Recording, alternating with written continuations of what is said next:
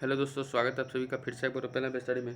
तो दोस्तों आज बात करने वाले हैं हम लोग सेट नंबर 8 की। ऑलरेडी 7 सेट मैंने करा दिया है बिहार पुलिस के लिए, और सारे 10th और 12th दोनों के बीच में मैंने रखा है क्वेश्चंस।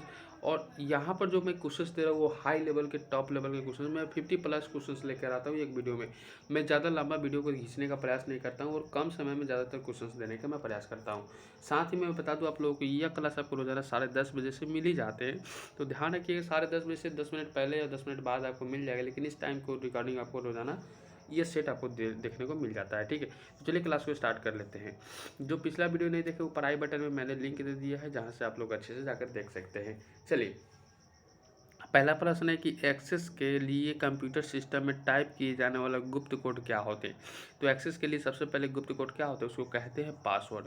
गुप्त कोड को पासवर्ड कहा जाता है। ठीक है, अगला प्रश्न हमारा रहे कि निम्नलिखित में से कौन सा विश्व का सर्वाधिक प्रचलित वर्ड प्रोसेसिंग सॉफ्टवेयर है। प्रचलित वर्ड प्रोसेसिंग सॉफ्टवेयर हो जाते हैं। ठीक है, तो उसको क्या कहते हैं, उसको कहते हैं हम लोग MS वर्ड। MS वर्ड सबसे ज़्यादा कहते हैं। जो वीडियो को लाइक नहीं किए वो लाइक कर दीजिए। हम टारगेट रखते हैं 200 प्लस लाइक्स का, और आशा करते हैं कि आप लोग इस वीडियो को शेयर जरूर कीजिएगा, और नए नए आए हुए तो चैनल सब्सक्राइब कर लीजिएगा, बेल आइकन को प्रेस कर लीजिए ताकि नोटिफिकेशन आपको मिलता जाएगा। अगला प्रश्न है कि सिलाई मशीन का आविष्कार किसने किया था। सिलाई मशीन का आविष्कार जिसने भी किया था यहाँ पे इलियास होबे ने किया था। किसने किया था? इलियास होबे ने किया था। ध्यान रखिएगा, सिलाई मशीन का आविष्कार किसने किया था? इलियास होबे ने किया था।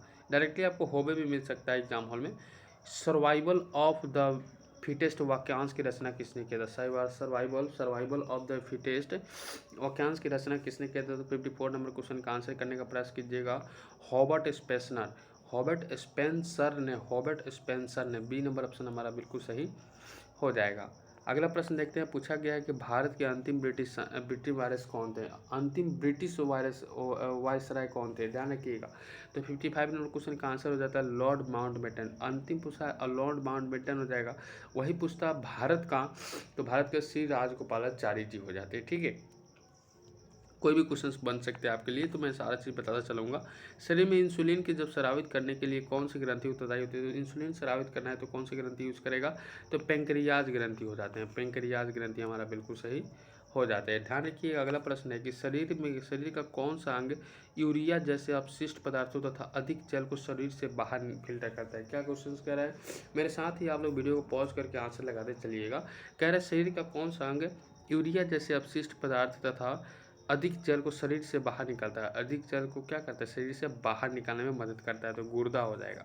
क्या हो जाएगा? गुर्दा हो जाएगा। ठीक है, अगला देखते हैं यहाँ पे अगला क्या पूछा जा रहा है कि निम्नलिखित में से किस भारत नेता को लौह पुरुष कहा जाता है। ध्यान रखिए, लौह पुरुष किसे कहते हैं? लौह पुरुष हम लोग करते हैं सरदार वल्लभ भाई पटेल को। सरदार वल्लभ भाई पटेल को। सरदार वल्लभ भाई पटेल को। ठीक है, अगला प्रश्न है कि प्लासी का युद्ध किस वर्ष लड़ा गया।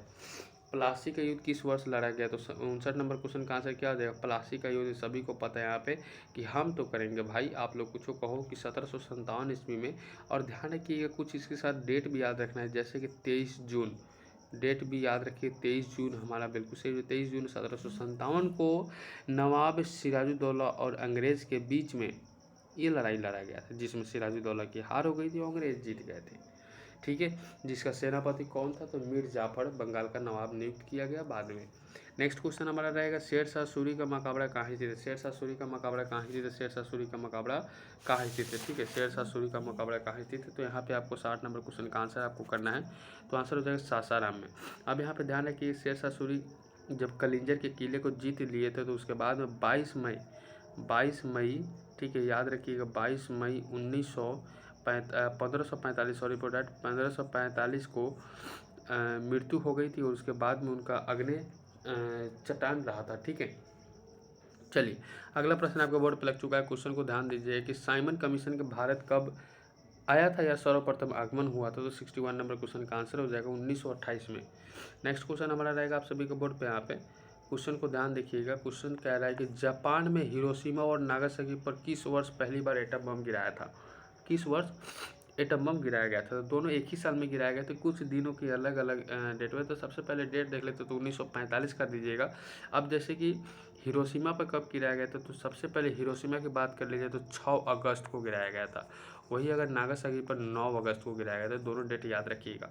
हिरोशिमा अमेरिका में और नागासाकी जापान में, दोनों जगह पर बम गिराया गया था।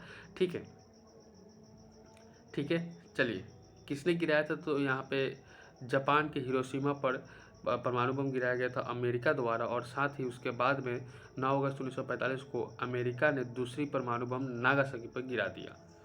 ये सारी चीज़ें आपको ध्यान देनी है। नेक्स्ट क्वेश्चन हमारा रहेगा आप सभी के बोर्ड पे कि निम्नलिखित में से किस भारतीय शहर में कैंसर शोध संस्थान है। तो कैंसर शोध संस्थान कहाँ पर स्थित है, तो आपका आंसर हो जाएगा मुंबई में। दोनों क्वेश्चन सही है यहाँ पे। अगला प्रश्न, निम्नलिखित में से भारत में प्राचीनतम पर्वत श्रृंखला कौन, प्राचीनतम पर्वत श्रृंखला पूछा गया है। तो आपका ये अरावली के पर्वत सबसे पुराना पर्वत श्रृंखला है। नेक्स्ट क्वेश्चन हमारा रहेगा आप सभी को, रतौंधी को किस रोकथाम के लिए कौन सा विटामिन प्रयोग में लाया जाता है। तो रतौंधी को रोकथाम करना है ना, तो आपका आंसर है विटामिन ए। ठीक है। अब यहाँ पे विटामिन ए का रेटिनॉल नाम होता है, जिसको सर्वाधिक मात्रा में यूज कहाँ होता है, तो गाजर खाइएगा तो ये आपके बॉडी में लग जाएगा। नेक्स्ट क्वेश्चन हमारा रहेगा, स्वास्थ्य दांतों को पाने के लिए निम्नलिखित में से किस प्रकार का भोजन नहीं खाना चाहिए। अगर दांत हमारे अगर सही रखना है तो क्या चीज़ आपको नहीं लेना चाहिए, तो आपको नहीं लेना चाहिए मीठा भोजन। ज़्यादातर मीठा भोजन अगर लीजिएगा तो आपका काम बन जाएगा, दांतों को खराब कर ही देगा। तो इसीलिए कहते हैं चॉकलेट नहीं खाना चाहिए। ठीक है। नेक्स्ट क्वेश्चन हमारा रहेगा कि मानव शरीर का कौन सा अंग रक्त का शुद्धिकरण करता है। मानव शरीर का कौन सा अंग रक्त को शुद्धिकरण करता है, तो रक्त को शुद्धिकरण कौन सा करता है, तो आपका किडनी करता है। ठीक है, किडनी करता है। नेक्स्ट क्वेश्चन हमारा रहेगा कि भारत के 1 अरबवें शिशु का नाम क्या था। 1 अरब, जब 1 अरब हुआ तो उसका नाम क्या रखा गया, जो हमारे भारत के बाद कहा जाए। 68 नंबर क्वेश्चन का आंसर हो जाएगा आस्था नाम रखा गया था। क्या नाम रखा गया था, आस्था नाम रखा गया था। ठीक है। अगला प्रश्न हमारा कि विश्व में सबसे ऊंचा जलप्रपात निम्नलिखित में से कौन सा है। विश्व का सबसे ऊंचा जलप्रपात। ठीक है, तो यहाँ पे सबसे ऊंचा जलप्रपात पूछा गया है, तो हम लोग आंसर क्या करेंगे, हम लोग आंसर नियंजिल जलप्रपात बी नंबर ऑप्शन कर देंगे। ठीक है। नेक्स्ट क्वेश्चन हमारा रहेगा आप सभी के बोर्ड पे, यहाँ पे क्वेश्चन को ध्यान दीजिएगा। कह रहा है कि शतरंज के बिरसात बोर्ड पर कितने वर्ग होते हैं। शतरंज के बिरसात बोर्ड पर कितने वर्ग होते हैं, तो 70 नंबर क्वेश्चन का आंसर क्या हो जाएगा, हमारा आंसर हो जाएगा यहाँ पर 64। ठीक है, 64 होते हैं, 64, इसको 64 भी नाम देते हैं। नेक्स्ट क्वेश्चन हमारा रहेगा कि फोना का तात्पर्य किससे है। फोना का तात्पर्य किससे है। ठीक है, तो फोना का तात्पर्य जंतु से होता है। फोना का तात्पर्य किससे होता है, जंतु से होता है। नेक्स्ट क्वेश्चन हमारा रहेगा आप सभी को, शरीर का कौन सा अंग मलेरिया से प्रभावित होता है। मैं आपसे ज़्यादा समय नहीं लूँगा क्योंकि आपके पास समय भी कम है, तो मैं ज़्यादा थोड़ा फास्टली चलूँगा, आपको भी फास्ट चलना है, रटते चलना है, देखते चलना है। तो शरीर का कौन सा अंग मलेरिया से प्रभावित होता है, 72 नंबर क्वेश्चन का आंसर आपका तिल्ली हो जाएगा। सही है। नेक्स्ट क्वेश्चन देखते हैं, यहाँ पे कह रहा है क्वेश्चन कि यहाँ पे किस अनुच्छेद के अंतर्गत संविधान संशोधन किया जा सकता है, तो यानी कि कौन सा अनुच्छेद के तहत संविधान संशोधन कर सकते हैं। तो 368 अनुच्छेद के तहत संविधान का संशोधन करने में आप समर्थ हो सकते हैं। ठीक है, तो अनुच्छेद 368 याद रखिएगा। नेक्स्ट क्वेश्चन हमारा रहेगा कि संयुक्त राष्ट्र के महासचिव सेक्रेटरी जनरल का कार्यकाल सामान्यतः कितने वर्ष का होता है। तो सेकेंडरी जनरल की बात कही जा रही है, तो सेकेंडरी जनरल का बात कर रहे हैं, तो सेकेंडरी जनरल का आंसर 5 साल कर दीजिएगा। ठीक है। नेक्स्ट क्वेश्चन देखते हैं क्या पूछा गया है। अगला क्वेश्चन थोड़ा सा इसको मिलान करने वाली बातें हैं, और इसको अच्छे से देखिएगा ताकि आप मिलान कर पाए, और नीचे भी इसका ऑप्शन दिया गया है, तो मैं इसको पढ़कर बताता हूँ, फिर आपको समझाने का प्रयास करता हूँ। मैडम भिक्काजी कामा से संबंधित निम्नलिखित कथनों पर विचार कीजिए। सबसे पहले इस पर विचार करना है। ठीक है, तो हमारा क्या हो जाता है, तो मैडम कामा ने वर्ष 1907 में पेरिस में आयोजित अंतर्राष्ट्रीय सोशलिस्ट सम्मेलन का राष्ट्रीय ध्वज फहराया। अब मैडम कामा दादा भाई नौरोजी के निजी संचित रही, निजी जो बातें होती है वो संचित रही। ठीक है, अब यहाँ पे बात कर लेते हैं, यहाँ पर जो संचित रही ये हमारा सही है, ये हमारा गलत है। ठीक है, ये चीज़ें आपको ध्यान देनी है। नेक्स्ट रहेगा हमारा ऑप्शन कह रहा है यहाँ पर कि मैडम कामा के माता पिता फारसी थे, तो यहाँ पे उपयुक्त में से कौन सा सही है, बिल्कुल यहाँ पे 2 और 3 सही है, फारसी थे। ठीक है। नेक्स्ट हमारा रहेगा आप सभी को बोर्ड पे, यहाँ पे आप अच्छे से देखिएगा, आपको भी करना है यहाँ पे, क्योंकि एग्जाम हॉल में आपको बैठना है, किसी और को नहीं बैठना है। निम्नलिखित में से किस भारतीय नेता का जन्मदिन शिक्षक दिवस के रूप में मनाया जाता है। तो शिक्षक दिवस के रूप में किसके जन्म दिवस को मनाते हैं, डॉक्टर एस राधाकृष्णन के दौर पे। ठीक है, 5 सितंबर मनाते हैं। ठीक है, चाचा नेहरू में 14 नवंबर। दोनों चीज़ आपको याद होनी चाहिए। नेक्स्ट क्वेश्चन हमारा रहेगा आप सभी के बोर्ड पे यहाँ पे कि सौर मंडल का सर्वाधिक गर्म ग्रह किसे कहते हैं। सौर मंडल का अगर बात कर लेते हैं सबसे गर्म ग्रह की, तो यहाँ पे सौर मंडल के सबसे गर्म ग्रह आपको बुध को माना जाता है, जो कि सूर्य के निकट स्थित ग्रह होता है। और शुक्र काफ़ी गर्म होता है। इससे भी अगर गर्म की बात कर लेते, अगर नॉर्मल सीधे गर्म ग्रह की बात कर लेती तो यहाँ पे शुक्र कर देते। नेक्स्ट क्वेश्चन हमारा रहेगा आप सभी के बोर्ड पे कि भारतीय कम्युनिस्ट पार्टी की स्थापना किस वर्ष हुई थी। भारतीय कम्युनिस्ट पार्टी की स्थापना किस वर्ष हुई थी, तो 1920 में। ठीक है, चलिए अगला देखते हैं यहाँ पे क्वेश्चन क्या कह रहा है कि भारत कब संप्रभुत्व संपन्न लोकतंत्रात्मक गणराज्य हो गया। भारत कब संप्रभुत्व जो संपन्न लोकतंत्रात्मक गणराज्य बना, वो कब बना, तो हमारा आंसर हो जाएगा 26 जनवरी 1950 को। सही है। नेक्स्ट क्वेश्चन देखते हैं यहाँ पे अगला प्रश्न आपके बोर्ड पे कि निम्नलिखित देशों में से कौन विश्व का सर्वाधिक अंडा उत्पादक देश है। निम्नलिखित में से कौन विश्व का सर्वाधिक अंडा उत्पादक देश है, तो 80 नंबर क्वेश्चन का आंसर कीजिएगा। यहाँ पे चीन अंडा सर्वाधिक उत्पादन में और जनसंख्या में भी 1 नंबर पे है, भारत 2 नंबर पे हो गया है। नेक्स्ट क्वेश्चन हमारा रहेगा आप सभी के बोर्ड पे कि कारोबार के भूमंडलीय के युग में M&A का पूर्ण रूप क्या है। M&A का पूर्ण रूप क्या है, तो 81 नंबर क्वेश्चन का आंसर कीजिएगा मर्जेरस एंड एक्विजिशंस। ठीक है, हमारा सी नंबर ऑप्शन सही हो जाता है। नेक्स्ट क्वेश्चन हमारा रहेगा सूचना शेयर करने के लिए एक दूसरे से कनेक्टेड 2 या अधिक कंप्यूटर से बनता है। सूचना शेयर करने के लिए एक दूसरे से कनेक्टेड 2 या अधिक कंप्यूटर से बनता है, तो 82 नंबर क्वेश्चन का आंसर हो जाएगा नेटवर्क बनता है। ठीक है, चलिए अगला प्रश्न आपको बोर्ड पर लग चुका है कि टोपोलॉजी में नेटवर्क कंपोनेंट एक ही लेवल से कनेक्ट किए जाते हैं। कितने लेवल से, एक ही लेवल से कनेक्ट किए जाते हैं, स्टार हो जाएगा। ठीक है, एक ही लेवल से कनेक्ट करने के लिए स्टार हो जाएगा। नेक्स्ट क्वेश्चन हमारा रहेगा आप सभी के बोर्ड पे कि निम्नलिखित में से किसने हड़प नीति का प्रयोग करते हुए कई भारतीय राज्य ईस्ट इंडिया कंपनी के अधीन कर दिए गए थे, तो 84 नंबर क्वेश्चन का आंसर क्या कीजिएगा, आंसर कीजिए लॉर्ड वेलेस्ली। लॉर्ड वेलेस्ली हमारा बिल्कुल सही हो जाता है, हमारा आंसर बी नंबर। अगला प्रश्न आपके बोर्ड पे कि सत्यार्थ प्रकाश पुस्तक के लेखक कौन है। देखिए लेखक से संबंधित एक क्वेश्चन नहीं पूछेगा तो इसका पेट का पानी नहीं पूछेगा ये करेंट हो या पुराने हो, पूछेगा तो जरूर दयानंद सरस्वती हो जाएगा, जो कि सत्यार्थ प्रकाश पुस्तक के लेखक हो जाते हैं।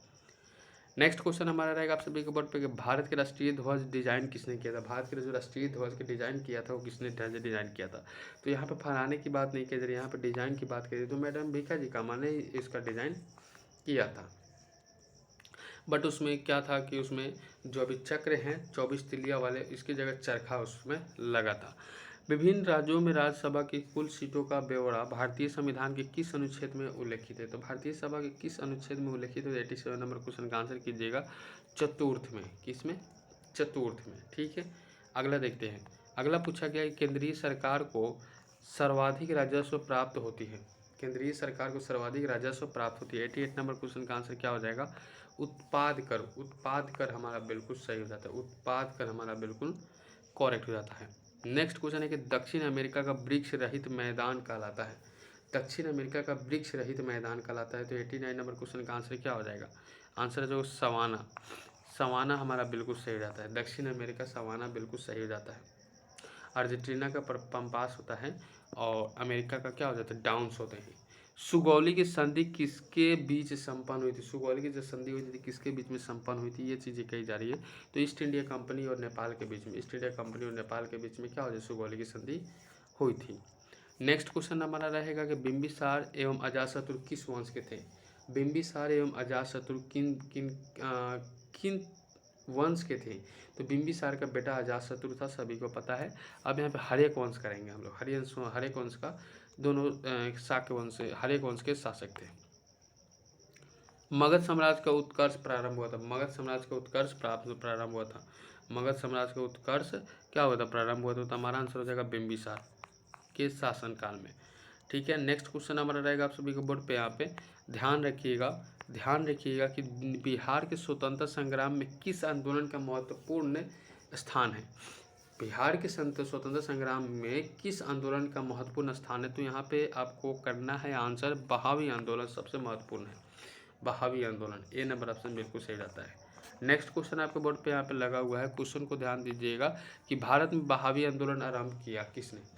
भारत में बहावी आंदोलन आरंभ हुआ किसने आरंभ किया? तो सैयद अहमद शहीद ने। भारत में बहावी आंदोलन किसने आरंभ किया?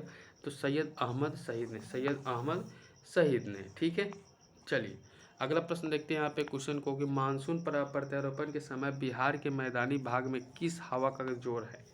किस हवा का जोर रहता है? किस हवा का जोर रहता है? तो 95 नंबर क्वेश्चन का ठंडी पछुआ और उत्तरी हवा, ठंडी पछुआ और उत्तरी हवा, ठंडी पछुआ और उत्तरी हवा। चलिए बिहार में शीत ऋतु में झंझावातीय वर्षा होने के कारण क्या है? बिहार में शीत ऋतु में झंझावातीय वर्षा होने के कारण क्या है? तो 96 नंबर क्वेश्चन का आंसर क्या हो जाएगा? आपका आंसर हो जाएगा चक्रवाती तूफान। चक्रवाती तूफान हमारा बिल्कुल सही हो जाता है। ठीक है, अगला देखते हैं क्या पूछा गया। अगला प्रश्न है कि बिहार में गर्मी के दिनों में सूर्य की स्थिति रहती है। बिहार में गर्मी के दिनों में सूर्य की स्थिति रहती है। बिहार में गर्मियों के दिनों में सूर्य की स्थिति क्या रहती है? उत्तरायण रहती है, उत्तरायण रहती है, उत्तरायण रहती है। ठीक है, नेक्स्ट क्वेश्चन हमारा रहेगा कि समस्त बिहार में आर्द्रता न्यूनतम किस माह में रहता है? आर्द्रता न्यूनतम किस माह में रहता है? तो अप्रैल माह में। ठीक है, अप्रैल माह में।